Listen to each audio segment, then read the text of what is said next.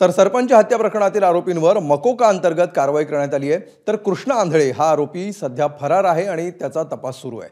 दरम्यान शरद पवार पक्षाचे आमदार संदीप क्षीरसागर यांनी मोठं वक्तव्य केलंय।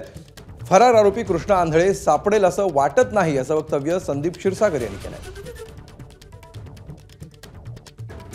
मला वाटत नाही आता आंधळी सापडत।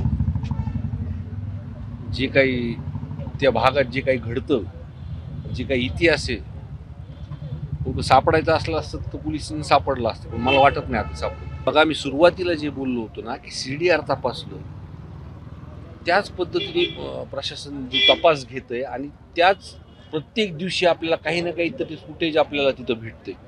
म्हणजे ही साखळी जुळत चाललेली आहे। जे आम्ही सांगतोय किंवा लोक सांगतायत, ते मसाजची लोक सांगतायत, देशमुख कुटुंबीय सांगतायत। एबीपी माझा, उघडा डोळे बघा नीट।